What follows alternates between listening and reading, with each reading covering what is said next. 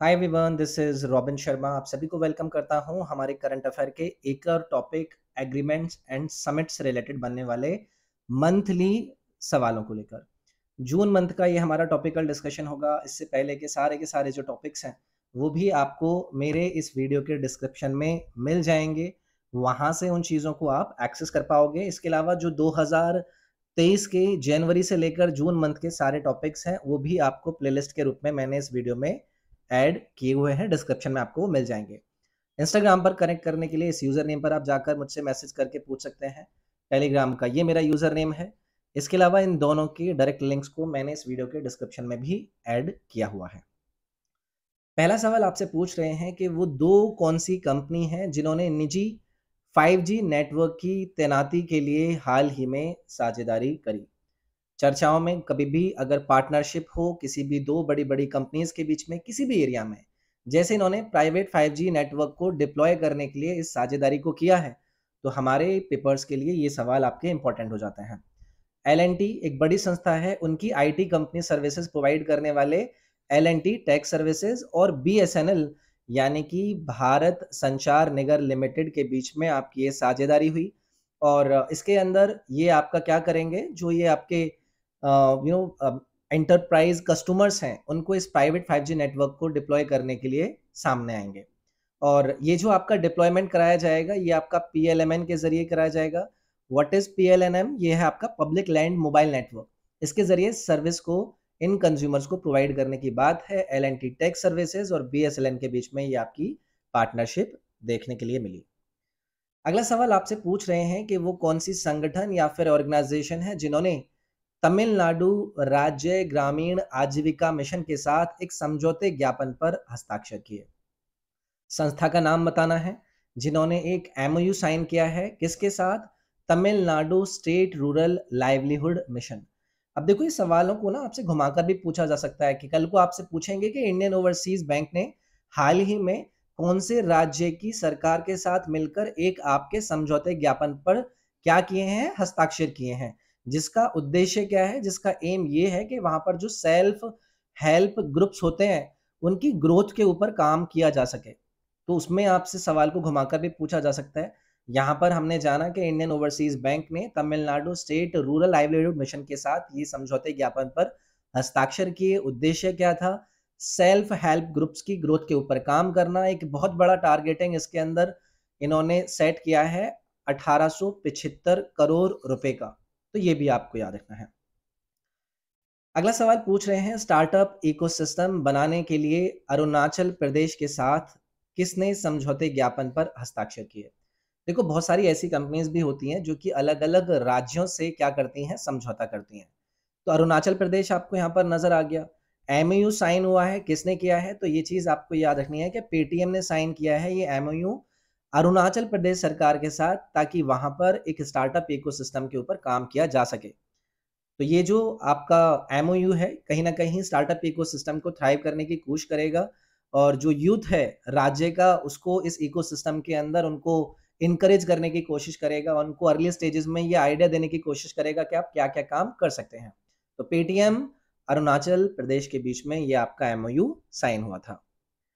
अगला सवाल आपसे पूछ रहे हैं कि निम्नलिखित में से किस भारतीय संगठन ने स्वच्छ ऊर्जा और ऊर्जा दक्षता समाधान के लिए United states agency for international development के साथ समझौते ज्ञापन पर हस्ताक्षर किए? MOU साइन हुआ है United states agency for international development for clean energy and energy efficiency solutions को लेकर। कौन सी भारतीय संगठन है जिसने ये समझौता किया? तो भारतीय रेलवे ने इस समझौते पर हस्ताक्षर किए।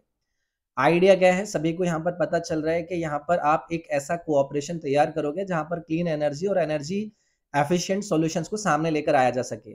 जो कार्बन कार्बन एमिशन है या फिर कार्बन जो फुटप्रिंट्स होते हैं उनको कहीं ना कहीं देखो रिड्यूस करने की कोशिश है, उसको नीचे लाने की कोशिश है।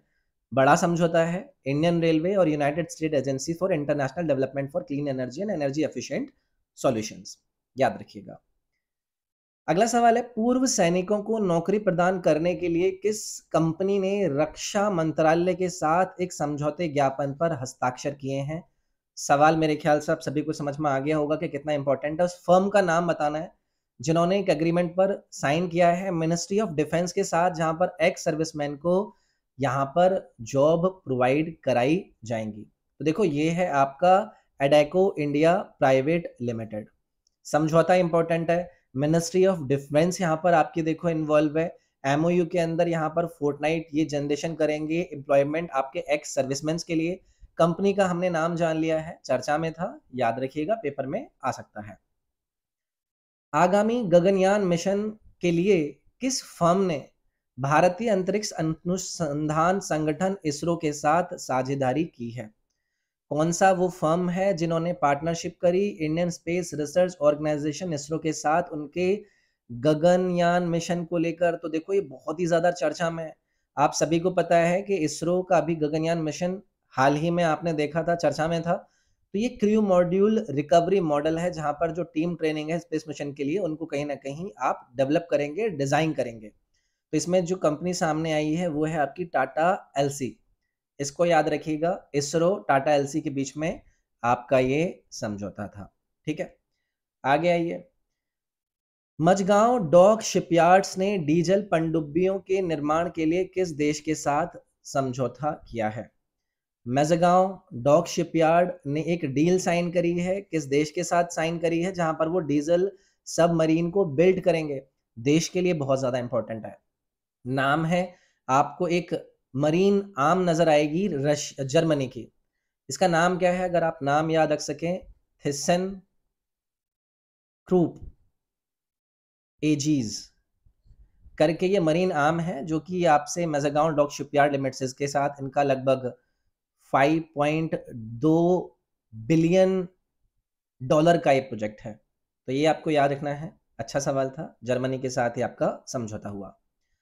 अगला सवाल है, किस राज्य ने ग्रीन हाइड्रोजन के लिए ऑयल इंडिया लिमिटेड के साथ समझौते ज्ञापन पर हस्ताक्षर किए? सवाल सारे ही इंपॉर्टेंट है, क्योंकि ग्रीन हाइड्रोजन का यहाँ पर जिक्र हुआ है और इंपॉर्टेंट हो जाएगा, वो भी ऑयल इंडिया लिमिटेड के साथ, तो और इंपॉर्टेंट हो जाएगा। राज्य इन्वॉल्व है तो राज्य का नाम और ज्यादा इंपॉर्टेंट हो जाएगा। हिमाचल प्रदेश आपको यहाँ पर याद रखना है, जिन्होंने ऑयल इंडिया लिमिटेड के साथ ग्रीन हाइड्रोजन के संबंध में समझौते ज्ञापन पर हस्ताक्षर किए। हिमाचल प्रदेश के जो मुख्यमंत्री हैं, नाम क्या है? सुखविंदर सिंह सुक्खू। इनके द्वारा यहाँ पर ये एग्रीमेंट को साइन किया गया ऑयल इंडिया लिमिटेड के द्वारा, ताकि ग्रीन हाइड्रोजन के प्रोडक्शन के ऊपर जोर दिया जा सके। कैपिटल सभी को पता होगी आपके हिमाचल प्रदेश की, शिमला है, जो कि समर कैपिटल है। तो यहाँ पर दो प्रकार की कैपिटल नजर आती हैं।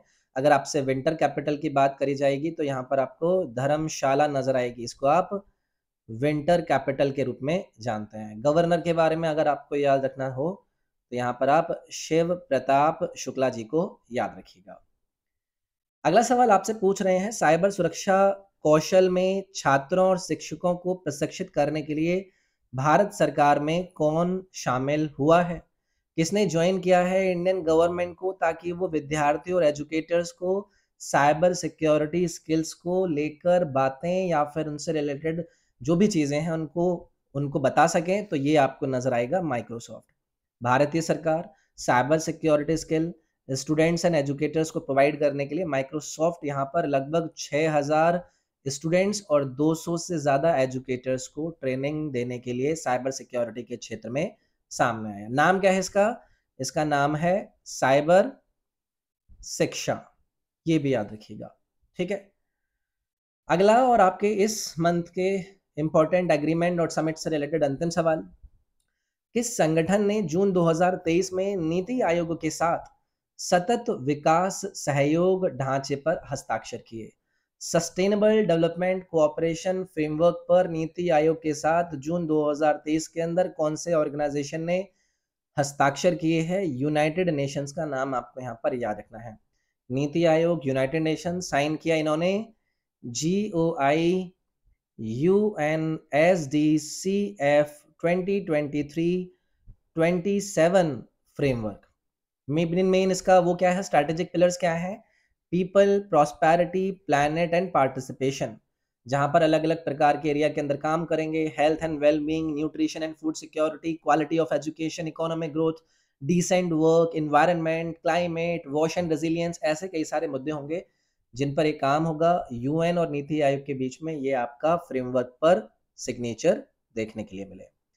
आई होप वीडियो पसंद आएगी तो लाइक ज़रूर कीजिएगा, वीडियो को अपने साथियों के साथ शेयर, चैनल को subscribe, notification bell icon press करके ऑल वाला ऑप्शन ज़रूर चूज़ कीजिएगा। बाकी डिस्क्रिप्शन में कंबाइंड प्लेलिस्ट का लिंक आपको मिल जाएगा, मेरे एप्लीकेशन का लिंक मिल जाएगा, जहाँ पर मैंने आपके ये सारे के सारे वीडियोज़ एक सिंगल कोर्स के अंदर फ्री में बहुत सीक्वेंस में आपके ऐड किए हुए हैं। बाकी मेरा इंस्टाग्राम और टेलीग्राम का लिंक भी डिस्क्रिप्शन में है, उनको भी आप ज्वाइन करके जुड़ सकते हैं। मिलते हैं अगली वीडियो में। Thank you, take care.